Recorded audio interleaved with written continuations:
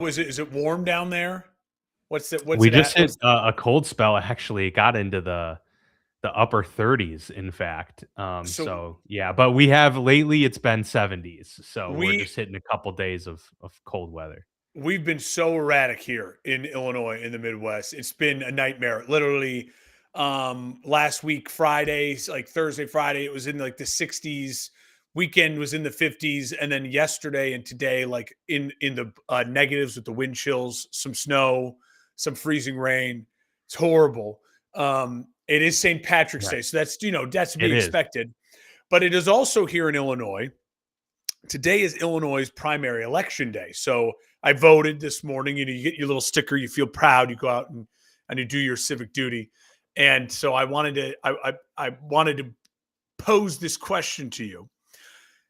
If we Okay. both have to vote right now and pick one NFL player, you're voting for one NFL player who you think will make it onto an all-pro, first team all-pro next year. Like, I feel confident I'm voting that person is going to be on the first team all-pro. Who would you make a vote for? You feel like, you know what? Are we saying and we're talking anybody? Any you could pick kick Anybody is returner, you could pick kicker, but they're going to be on the first team right. all-pro. But like And then I could pick Josh Allen, and you that could wouldn't you'd be be like, topping out of this experiment. no, because you Okay. bet that he's going to be the first team Right, all right. pro quarterback next year, right? Because my Yeah. thought originally was like, well, maybe we do like someone who's going to be in the top 3 MVP voting, but then it's just quarterbacks, right? I think it's a little more interesting. And so I've been thinking a lot of names, a lot of these names I think percolating. we should say quarterbacks can't be a part of this experiment, even though there's still a lot, oftentimes, disparity there, and It's like hard. Josh Allen's not going to make it every year. I do think it makes it We more only get interesting. one of I, each position, right? We're doing like first team. I'm going like the first team all pro. So you only get like one of each, right? right? Yeah, that's true. Like they've got to be the best at that position. Yeah. Um, okay. Well, my initial thought when you were saying this was Jackson Smith and Jigba Oh, I love for that. me. Your Yeah. wide receivers, I think you get at least 2 first team all pros. Yeah. And I think He's our that starting wide receiver on the best, yeah, in the draft he for the had, best I mean, players. he to carry on to say, hey, he's going to have another repeat all pro season. I think that's a safe bet. Yeah, So like feel pretty good. my gut safe bet was like, okay, like Joe Tooney. I feel good. Like my guy, Joe Tooney, best guard, one of the best guards in football, could get one of Yeah, those 2 guard spots. But if I'm going to go a little outside of the box, I'm going to say I think this guy is going to have an all-pro year. Um, someone who maybe hasn't had the pop yet. I There's a couple names that come to my mind, but I really want to go. I really want to go with my guy Colson Loveland as the tight end. I think Colson okay, Loveland. well, yeah. I think Colson Loveland is like if there was a way to bet on any of the sports books of like, can you place a bet on like first team all pro like awards next year, like to pick the one tight end who's going to make it? I'm sure his odds would be. There's a lot of big time tight ends out there, but he had Yeah. such a great end of the season last year, Tight end's and hard though because there's a lot of injuries at that position, there are, and and with the Bears moving on from DJ Moore, and I think there's just more targets maybe to go around. I think he could be in for a great year. yeah, it could be I awesome. may be being just influenced by a Colson Loveland hype video that I saw the other day on Twitter. That I'm like so ready to watch my guy play football again.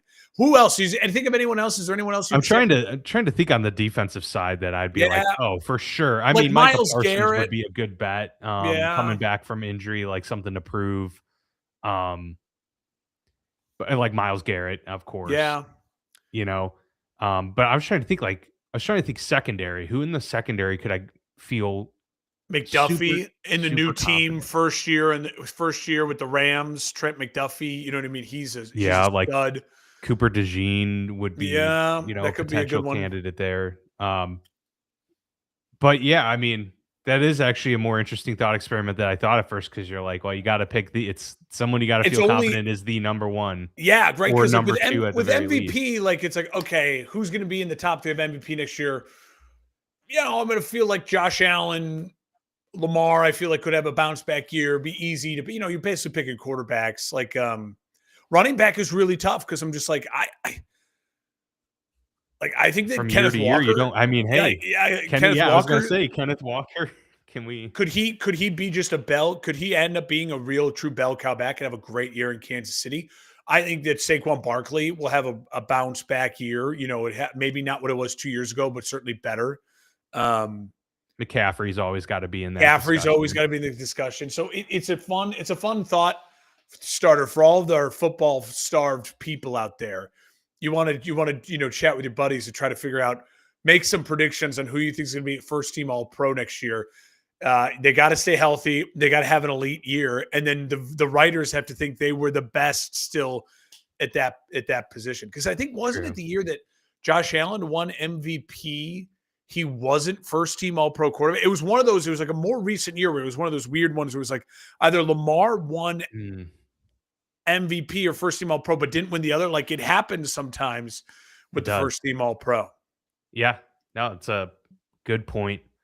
And there's other players from this free agency cycle that could enter that discussion as well. But um, that particular discussion just got a little more difficult surrounding one Max Crosby. We get into that next. Yeah.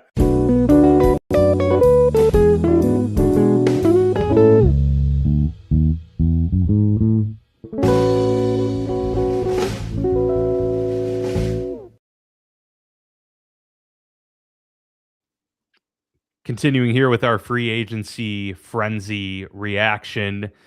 We talked about Max Crosby to the Ravens last week. We were still waiting to hear where Kyler Murray was going to end up. We have Justin Fields being traded. So, a few things here to talk to, as well as a new edge rusher in town for the Baltimore Ravens. But it is not Max Crosby. It is, in fact, Trey Hendrickson, as they reneged on their verbal agreement to trade for Max Crosby, which it's one of those unique situations, Mark, where one, we don't see that happen very often. I personally can't remember the last time No. one happened, although I'm sure it's happened more recently than we would recall.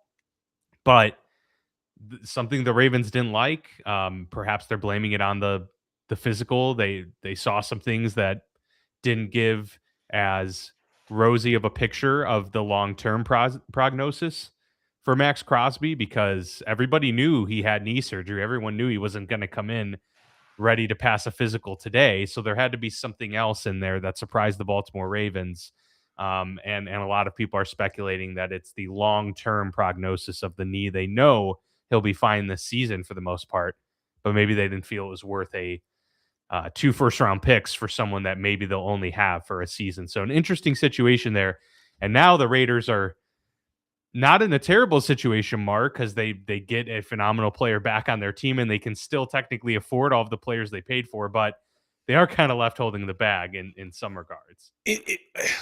The news broke like an hour after we finished I last week. know, It yeah, was great it was time. crazy, but I think I look back on what we were saying in that episode last week, and I brought up the point that teams who trade 2 first-round picks for defensive guys, we've seen it in recent history. It just hasn't really worked out unless their name is Matt Stafford.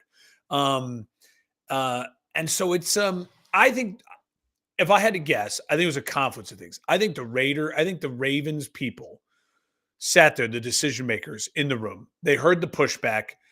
You're kind of feeling like that weight of that decision. And then the medical team comes in and says, this is what we got.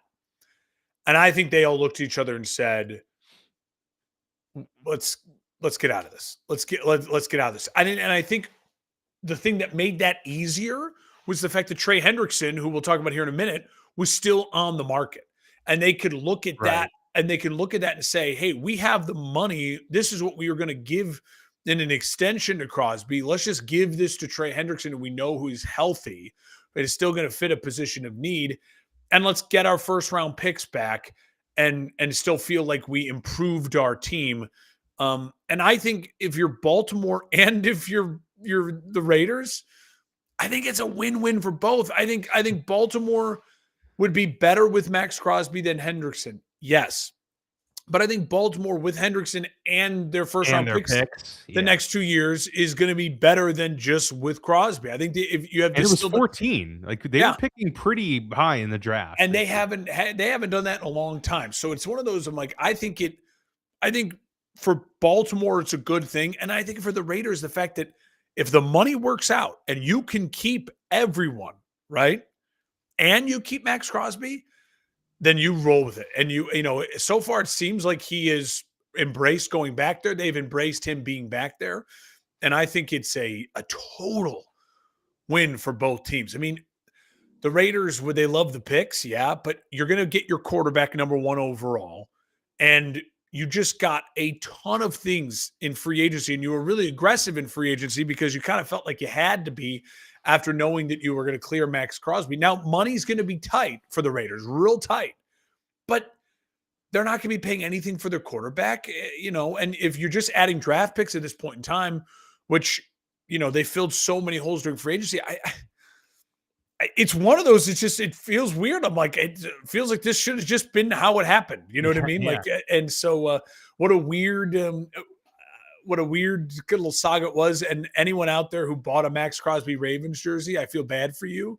But those are Yeah, going to, and maybe that'll be worth yeah, like something vintage. Yeah. years down the road. Like, yeah, that'll be Get worth a him to pretty sign penny. it. Get him to sign it, frame it. Yeah, maybe you can Yeah, make a pretty penny on absolutely. Yeah, take it to Antique Roadshow. That'd be great. I've been it. binging that show lately, I love to be honest, I and love it's a me. great show to fall asleep to as well. I must add, just the soothing Have voices. you ever seen the one where the lady thinks she has a slave collar? And it was actually the guy I'll send you the video. She's like talking. She's like, well, and the guy goes, it's actually just a dog collar from like the Oh it's my so bad. gosh, that's so brutal. It's so bad. Oh, brother. Yeah, I'll send you that video. I'll find it. I'll find it. There's some really cool sports ones, on there, just, like, some very, like, unique finds. You'd be like, "Okay, like, I would never see this on display at a museum, but it's just a really cool piece." You've talked about the George Halas when we did our episode, which was really fun. We said, like, what piece of, like, NFL, Oh yeah. um, what NFL artifact or piece from NFL history would you wanna have in your collection? And you brought up the George Halas, it was like a boat or train ticket Yeah, well, it for was he was gonna get on the boat, why the Eastland in Chicago. He was late. They were out playing baseball and he was working for, can't remember the company's name, not General Electric, Western Electric, something like that in Chicago, and they were doing a big company outing, because back then in the early 1900s, companies, they didn't just throw pizza parties. They rented out a giant boat and took all their employees from downtown Chicago. They would take them across the lake to Lake Michigan for a day on the beach and then sail them back. And the boat rolled over in the river and trapped Oh, people, that's like right, he was supposed to be on there. hundreds of people. That is the biggest maritime disaster um, on the continental United States. I think it still is the largest maritime disaster, and it happened right That's there in the river, crazy. only like 15 feet deep. But the way this boat was, it was kind of like a giant submarine type Yeah, boat, old trapped him. school, and it rolled over, and everyone inside, because it was raining, everyone like panicked, went inside, and it rolled. And he actually jumped in the river, was part of the, like, he was on his way, like, we're making it. The team won the baseball game because House was drafted by the Yankees, for people who didn't know that as well, and multi-sport athlete. And he was part of the crew along the river, like trying to pull people from the river, and is, heroic. But yeah, I was like, that would be what a, because again, Hallis, by all intents and purposes in NFL history, would we maybe have eventually had a football league? Yes, but we would not have the National Football League with professional football. Oh, sure. He was the godfather of professional And you wouldn't football. have the Chicago Bears, so I there's know, I know. yeah. So yeah, that was that story. Rant over. Yeah, that's really cool, but maybe we'll see that on Antique Roadshow sometime Yeah, soon. right. But yeah, so to get to the other part of that with Trey Hendricks in signing, I do think it's great. That, by the way, the Raiders, yes, they'll be tight for cash this year, but then next year they'll have a lot of Restructure. opportunity to free up a lot of money. Um, Trey Hendrickson signs a 4-year, $112 million deal, so it's just a straight up signing there for Baltimore. Um, I kind of feel like the Bengals deserve Trey Hendrickson to be in division, you know? It's like their worst nightmare was to have him go to the Ravens, Steelers, or Browns, and here he is with Baltimore.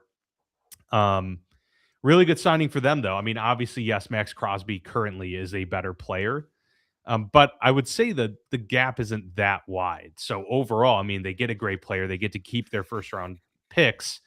And he's a different type of player too, much more of a, inline defender that can obviously rush the passer great, but of, high quality against the run. So I think it's a really good fit overall with Yeah. Baltimore. No, I think it's a great fit, and again, I think the fact that they didn't. It's a big contract. I don't feel like it's a giant overpaying contract, and you hope if you're of a Ravens fan, you're like, okay, is it a little pricey for a guy who's on the wrong side of 30 for 4 years? Yeah, maybe. But we also just got this new defensive whiz young head coach, right? And you need to give him some weapons, some tools. And if by the fourth year of that deal, is it a bad deal? Or maybe you've cut him by then or whatever. Who knows? But you want it for the next 2 years, right? You want to get him in and playing an elite level this year and next year. And if he does that and you win a bunch of football games, then it was worth it. Then the contract was worth it. I mean, dead money is so weird. I sent you that thing. You could maybe pull it up. The amount of dead money the Dolphins have. It's like, how do they even have a team? No, I know. It's crazy, like, the amount of money Uh, that they're spending. I'm I mean, they're spending just on the quarterback position alone, like 90 close million. to yeah, yeah. And so it's like, so when everyone's like, oh, overpaying, I'm at the point now with salaries in the NFL. I'm like, I don't know. They just make it work. I don't know how they Yeah, make I it mean, work. it's, They like, make it kinda like work. the national debt to me. It's Yeah. just like, you're just it's not even real anymore, Not real. It's just not it's it's not even real. It's not real. Um, but no, and the salary cap increases by 10, 15 million now every year. Yeah. And so it's like these guys are like, okay, maybe like now the hit seems like a lot, but in 3 years when the deal might look worse, it's actually in reality gonna be a lower percentage of our cap Totally. overall, and maybe won't be that bad. Yeah, $175 million over For the Dolphins. they're Tua, over. Tyreek, Waddle. Yeah, Waddle, we could talk about that too because Yeah. that news just dropped today. Waddle no longer. A first round pick. So the Dolphins get the Broncos first, which is like the end of the first round, pick 30 or something like that. Yep. They also get a third rounder, and then they swap fourths. So basically, they get a first and a third for Waddle, and they have It's a to eat. decent compensation, but, yeah, to your point, it's the I think it's. very end I of the think first it's. round. I think it's pretty darn good compensation, all things considered. Yeah, yeah. Um, And mainly, we everyone's acknowledged he has one capability, but he's been a 2 for the majority of his career. yeah, and now he gets to go to Cortland Sutton, where he complements really well. So if I'm the Yeah. Dolphins, listen, I like it because here's the thing. On the outside, it looks like the Dolphins are going completely into the tank, right? Yes. So, They're starting over but they're completely. starting over. I still think the Dolphins could be a solid football team next year, right? I still like Malik Willis. I like the Halfley hire. They have Green Bay through the front office, head coach, and quarterback, right? They're okay. And now you're getting a lot of dead money. So the expectations are really low for Miami. And if Malik Willis plays, solid football, they have draft capital now. Like, I think it's a win in the sense that, hey, we're showing you we're heading in a direction, right? We have to retool. We have to clear off this old regime is gone, new regime is in. This is going to be not just a 1 year turnaround.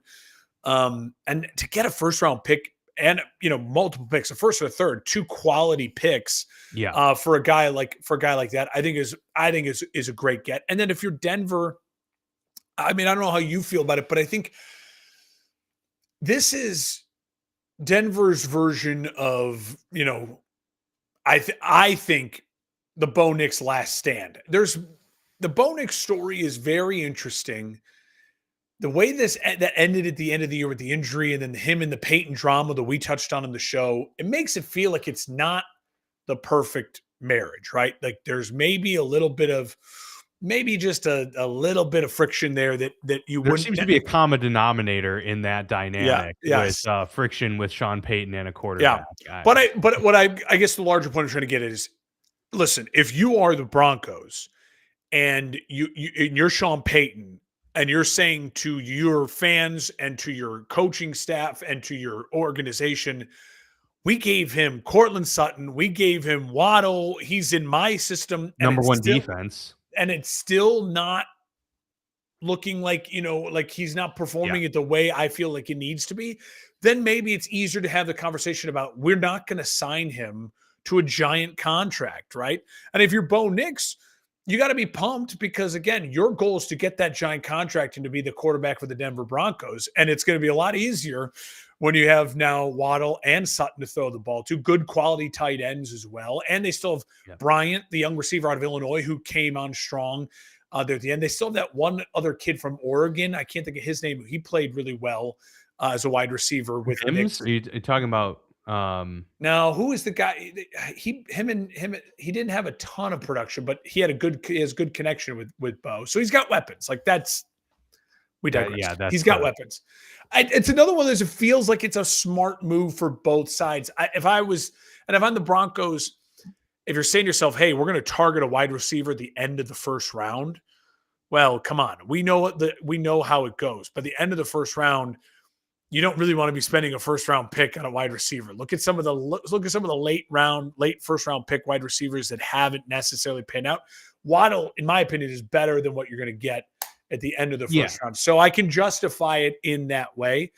When you're a play or two away from making the Super Bowl, giving up a first and a third and getting a huge, a wide receiver number 2 for your young quarterback you're not paying, that's what you should be doing. And if you're Miami, you should be clearing the books and starting over. So 2 for 2 on moves making sense for the Ravens, the Raiders, Dolphins, and the Broncos. I just got this text from my dad. He says, "Hey, let Mark know that Ben Johnson was the guest speaker at my company annual meeting today." Whoa! How about that? Way to go, Mr. Vasco. Mr. Vasco is going to be good, better, and best. That's right. That is good. That's freaking sweet. Who, without outing it, who does your dad work for now? I don't even know. He works for Jewel. Oh, that's right. Because he was Dominic's for forever. But then he's a Jewel man. Yeah. Hey, Jewel Osco, Chicago in its DNA. You better have Chicago's own. Yeah, I literally can't tell anybody outside of the Midwest. I love Jewel Osco. I love Jewel Osco. Those are. I miss the Jewel Oscos. My mom refused to shop anywhere else growing up. She just loved the Jewel Osco. Oh yeah, it's a great place. Yeah. And now Ben Johnson knows it very well. That's so sweet. Hell yeah. All right, I don't have much more to say on Jalen Waddle because I agree pretty much with what you said there. And this was about the last opportunity that Miami could get a haul like that, and that it would be worth paying a haul like that, because he's right at that point where it's like, okay, he's hitting his prime now, but like you give it 1 or 2 years, and all of a sudden he's going to be the older wide receiver that nobody really wants to, with a big price tag, multiple. Like Tyreek Hill, and they just had to cut him, right? Right, exactly. We had Kyler Murray on the move, get signed by the Minnesota Vikings. That seemed like the most logical choice, and that was the team that we had kind of talked about when we were discussing potential landing spots for Kyler. He's winning this job, right? Like, I mean, something's got to go pretty bad, I would say, for Kyler Murray to not win this job. But if he doesn't win the job, I actually think that that's a really good sign for what JJ McCarthy's put out there. Because I just don't think poor play from JJ McCarthy is capable of winning against Kyler Murray. Because Kyler Murray's still a talented quarterback, I think. So here's what I wish I could ask Vikings fans. Because I think in my head, I say to myself, if JJ McCarthy wins the job, in the long term, that's what you should want as a Vikings fan, right? The guy who's your first round pick steps up to the competition and clearly wins the job and plays really, really well, right? Like that's what you should want. You don't want. Do you really want Kyler Murray? Because then it's like, well, okay, he wins the job, and you wasted a pick on JJ McCarthy. If Kyler Murray wins the job, I think you have to try to trade JJ McCarthy. Like, right? Like that's what I would be trying to do. Yeah. I Because is if anybody you who's gonna pay you for him? But you'll get something, so I guess that's that. someone will But give you a third round pick or something like that. I think. but they only have Kyler for a year currently. But Now, again, yes, if he plays well, then you're like, okay, you're planning to lock him up for like a 3-year deal or something yes, like you'd that. give him the But Darnold, or you'd give him the Malik Willis, the Darnold deal, some sort of yeah, 3 years between 50 and 100 million. Um, but again, like so as a listen, I'm trying to take my Bears hat off. As a person just analyzing football, it's one of those where I'm like, the Vikings, man, like this is I feel like they had to go do it because I don't believe in JJ McCarthy. But then I also feel like you're not in a great spot. Like this is not a great spot to be in for what you hope to be. You have maybe the best defensive coordinator in football. You have one of the brightest offensive minds as your head coach. You have an elite wide receiver core in their prime right now. A defense that is young and getting better, and it's like Kyler Murray, here we go. Like and in a division that's very quarterback now rich, and you look at Caleb Williams, who absolutely, I don't think it's even much of an argument. If you're trying to say that Kyler's better than Caleb, I don't think anyone's making that argument. no, he's the best Jordan in the Love, division. Jordan Love is absolutely better than Kyler, and then Jared Goff, I would still take over Kyler Murray. I think most people would as Yeah, well. And so you say to yourself, oh, great, we go and get this guy who's now the fourth best quarterback in the division. Or do we start our rookie who is clearly also the fourth best quarterback in the division? but the floor is raised. The floor is raised. I think the floor is raised. And also you have a motivated guy, right? Like who gets away from Arizona and, listen, Phoenix and that culture too out there. It's beautiful weather. It's beautiful people. You're close to LA. I mean, Kyler's making a lot of money. I think maybe going up to Minneapolis and getting a little, taste of it. You're playing a dome, but just the humility of life in Minneapolis. I guess if you like playing video games, you'll have plenty of time to play video games inside. I've been doing a lot of. Minneapolis is a cool city, though. It is. I know, but cool. But It's yes, very it's cold. cool. It's very cold and can be miserable. It doesn't for a couple have months it out of the doesn't year. have the life that a Phoenix, No, Scottsdale. correct. You know what I Totally. mean? Totally. So I think listen, I expect Kyler to play really well. I expect Kyler to win the job. I expect Kyler to be in a handful when I play against him, 2 times this year. I'm certainly that's what I'm mentally preparing for. I also just deep down in my core, I'll be honest, if I put the Bears fan hat back on, I'm like, oh, I feel relieved. Like this to me is they're not drafting a quarterback this year. If Kyler plays well enough, they'll sign him and he'll still guaranteed be the fourth best quarterback in the division. So like, I'm feeling, unless him and McConnell go win a Super Bowl and then we have to recalibrate everything, you know what I mean? But like Right. Yeah. that's what he's going to have to do a Sam Darnold-esque run for me to recalibrate that Kyler is better than Caleb, Goff, and Love. And so, anytime your division rival commits maybe to a quarterback that you feel that is not as good as yours, and that's a rare feeling for me. I've never felt that way before. It feels good.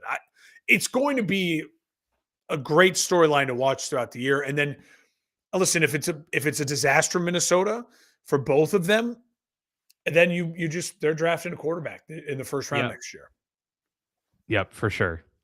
Yeah, I don't get the sense that like O'Connell is on the hot seat at all No. or anything like that. So they really are just like, let's run it. Let's see what happens here, and it's then we'll be it's a prepared new to do GM. whatever. Remember, they fired the GM Right. but kept the coach. Yes. And so clearly the organization is looking at it as the GM has mismanaged the quarterback situation. New GM is going to say, listen, I'm not tied to McCarthy. If you're down with the coach, let me give you Kyler. You pick the better quarterback to start camp with and to start it all. roll it with the season, and then we'll evaluate it together at the end of the year and see how we move forward. I think We'll take it from there. it's a smart plan. It makes me a little giddy because I think as a Vikings fan, like honestly, best case scenario is you're drafting a quarterback in the first round next year. Right, right. Because I think best case scenario, if I'm a Vikings fan, is I don't want Kyler or JJ to be my quarterback for the next 3 to 4 years. Yeah, that's true. Unless Kyler really balls out, that would be quite a career resurgence. Well, yeah, if he really balls The out, guy this Minnesota team is going to make the playoffs. could be very good. Yeah, Yeah, they will. They will with that yeah. defensive staff and that head coach and those weapons. If he balls out, they'll make the playoffs, which I don't obviously is an issue for me. On lesser quarterback news, but as we kind of wrap this up, this shorter episode here, and kind of put a bow on, at least for now, the free agency stuff. Justin Fields gets signed to the Chiefs. The New York F1. Jets, just what a ride. And they got a But pick for him. they did get a pick for him, which they should. I think Fields is still that type of unique athlete, and he's young enough that he'll stick around in the league as a backup for a long time. I Yeah. would say, because he's still uniquely athletic. He helps your practice squad to do some of those scouting sessions. When you need to run scout team and you have a very athletic quarterback you're facing, it pays to have a guy on your team that can kind of demo that for you. Yeah. You're not having Mahomes out there running around like playing Lamar Jackson when you're playing the Ravens, right? So there's something to be said for that, I would think. And Yeah. it's an interesting fit in Kansas City. I was like, he doesn't strike me as an Andy Reid quarterback, but if there's anybody that can figure out how to utilize their weapons, it's Andy Reid. So so there's a lot I like that you said there. My instant reaction to the being the backup is a long time is this like, um, Justin, to my knowledge, from everything I've ever heard, is a good locker room guy, Yeah, and you know it from his time in Pittsburgh too. Like the locker room wanted Justin, not Russ. Like there was everywhere he goes, he's really liked. So he has that going for him. Justin's issue has always been health. Like Justin just physically has never withstood the test of a long season. Obviously, he takes the most sacks, and he also is uh, he has extreme accuracy issues at times, right? It can just get off the rails for him. yeah. But as far as an athlete and a quarterback, yeah, I would agree. I think would it shock me if in 4 years from now Justin Fields is still on a roster as a backup somewhere? No, it wouldn't. But it would have shocked me if he was struggling to find another opportunity in 4 years from now. No, it wouldn't. Yeah, but like guys with that experience just stick around for a Well, long like time. Like Mitch is a Josh great Johnson example. just signed on it with his Yeah. 22nd team. But like Zach Wilson is a free agent quarterback. Is he going to get another job somewhere? It's fair. It's a fair Really question. athletic. I would Well, argue he's a but he better never- passer. Yeah. I don't know. Now, maybe you look at him as like he's a little pretty boy locker room. I don't know if he's a locker room issue. Yeah, I mean, there's definitely something to be said But for the locker room. Like Mi- Justin Fields has the makeup, and this isn't a disparaging remark. Like has the makeup of a really good backup. Yeah. Like he will be a support system for his teammates. They were in the same draft, and then and obviously he was taken ahead of Justin Fields. He was signed to Miami last year to be, if Tua goes down, don't worry, they can throw him in there. Yeah. And then it's like they went straight to Quinn Ewers. They didn't even give him a chance, right? And now he's a free agent. So I'm just saying the landscape can change quickly. Yeah. In the Trubisky is still hanging around. Trubisky is the new Chase Daniel. He really is like ultimate locker room guy, mobile enough.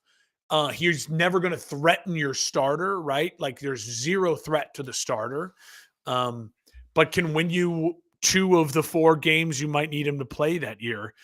If you have a quality team, quality coaching. I'll say this about Justin. I'm excited he landed in Kansas City.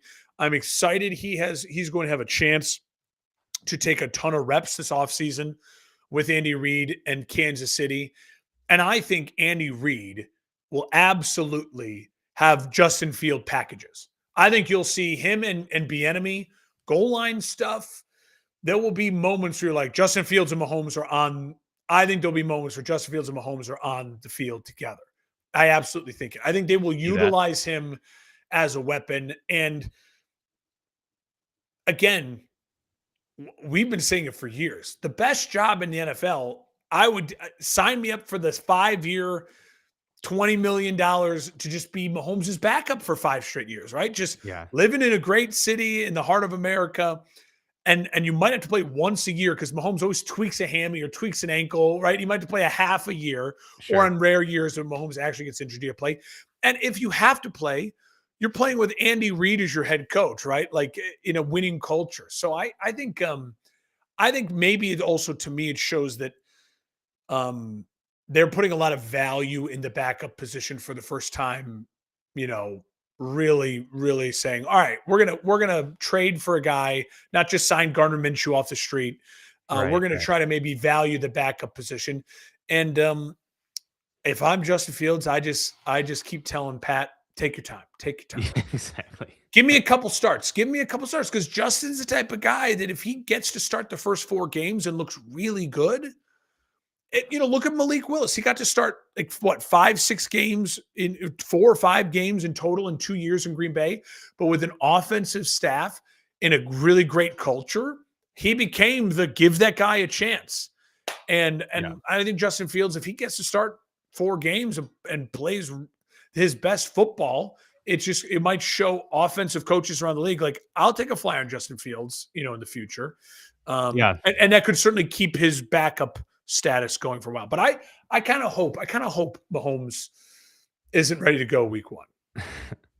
I almost think that Fields could do really well being like a Taysom Hill type for a team, but I just don't know if that's his career arc right now or trajectory. I think they're still too committed in him being a full time Well, quarterback. and But I mean, he has the makeup to my be worry that for that type. would just be The the injuries injury. would be the problem for sure. Taysom Hill is like a Mack He's a truck. yeah, yeah, Justin for sure. Fields, I'll never forget when he broke his fingers. It's like on that weird, like he's just so athletic that he keeps plays alive and he scrambles and falls, gets tripped up, and then he gets up and his fingers like I'm like, well, there goes that Yeah, freaking season. It's like it's just, yeah. I mean, he can be frustrating, it's Justin. He tough. can be very frustrating. Well, that wraps up this episode. We are getting close to the NFL draft in just a month, so we've got some Oh, prep that's shows coming up true. on the Yeah, horizon. We're yeah. gonna have We to start may talking about the what we're gonna draft. do for the draft. It's crazy. It's wild. It is a little crazy. I'm not prepared. I got to start really diving He's into getting it. choked up over here. Well, it's the draft is one of those. It's like it it feels like for the first time in a long time for me, it's not like the most important thing on. Think about all the years we've been doing this show. Sure. Yeah. I'm Yeah. I always just I've been think in the, I've lived in the top 5, top 10, and it's like the future of your franchise depends on what you do. Will right. they take a haul or will they do And this? now it's just kind of benign. And You're I'm like, like hey, late whatever. We'll 20s. take What do we a got? Yeah, best player available. So I'm not yeah. as I gotta be honest. I gotta lock myself in on the draft. I gotta lock Let's it in. go. Awesome. Well, I'm happy for you. I'm glad it's come to that. It's always good. We always appreciate you all listening. We are part of the For Frequency Sake Podcast Network, so you can check out all of the other great shows on the network over there. Be sure to like, follow, subscribe, all the good stuff. And as always, we'll see you back here next week.